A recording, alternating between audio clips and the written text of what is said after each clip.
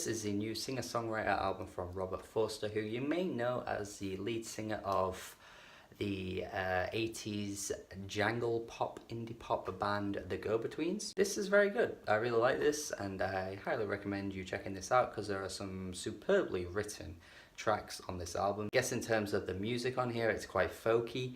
It's a little rock inspired at times, not like heavy guitar riffages, but just that kind of like easy listening, acoustic, soft rock. And if you've heard the Go-Betweens before, you probably won't be too surprised that this is the style that the singer-songwriter of that band is now going for. Melodically, this album is quite nice to listen to, but I think it's the lyrics that I gravitate mostly towards. I like Life Had Turned a Page, where it's just basically discussing how things have changed over time, which is probably something that you could consider quite banal or ordinary or a bit bland.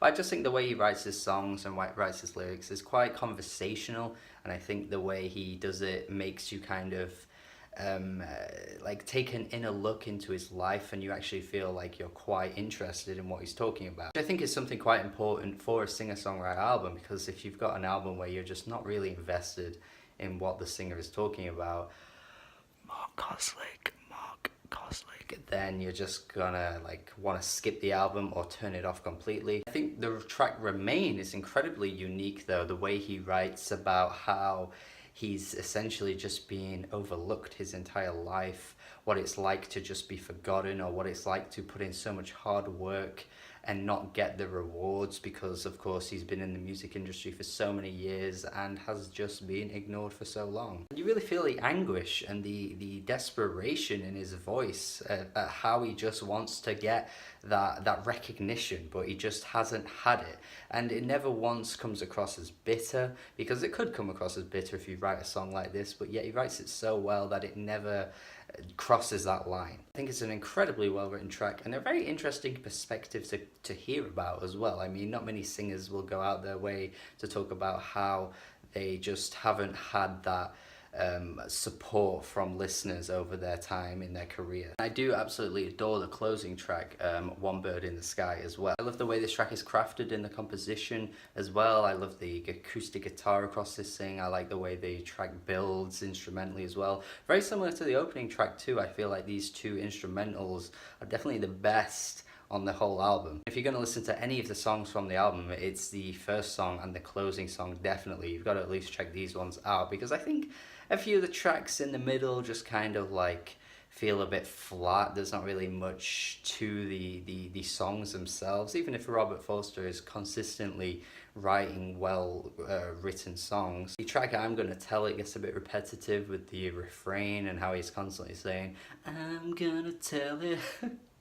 And he's just talking about like how he's gonna like write a book and how he's gonna tell a story and stuff. It's just a bit lame. It's certainly worth the wait to sit through this to get to that final closing track though, for sure. I suppose it's just a song about going with the motions and getting on with life and just doing your own thing, even if it means it might not be the most, you know, exciting life living. He's just got to keep going with it anyway. I just think the track itself is arranged beautifully. Honestly, it's such a lovely way to end off the album. Nothing too flashy, but honestly, sometimes it's just the simplicity of a song that can be completely fantastic and work completely well in its favor. And yeah, overall this is a good album. I'm really quite impressed with this here. It could have been an 8 out of 10, but honestly, repeated listens, like I said, a few tracks like I'm Gonna Tell It, just didn't really hold up very well. Nor did the song I'll Look After You, which just didn't really stick with me in the lyrical sense. Like he's just kind of he keeps saying I'll look after you, I'll look after you. Like it's just a bit repetitive, and there's not really much else to the lyrics, and I feel like he could have fleshed it out a bit more and added a unique, interesting perspective from the song like he did with so many other songs on the album, but just these two kind of fall flat for me. And the title track, which is just this hard to say no to jangly rock jam, which only shows really how talented he is as a musician, where he can like speed things up on these upbeat tracks but then showcase this like gruff country like hard sound. And the title track Inferno, which is just this hard to say no to upbeat rock jam honestly, which I think only shows the versatility of an artist that he is, because you know you've got this like gruff countryside to him on the opening track, and then you've got these more upbeat melodic songs. Lots of variety, lots of great songwriting on this album. Gonna go 7.5 out of 10. Definitely check this out, definitely recommend this, and go back and listen to the Go-Betweens too. Hope you enjoyed my review, hope you get a good recommendation out of this review as well. Thank you for watching my review. Have a good day. Goodbye. Subscribe. Goodbye.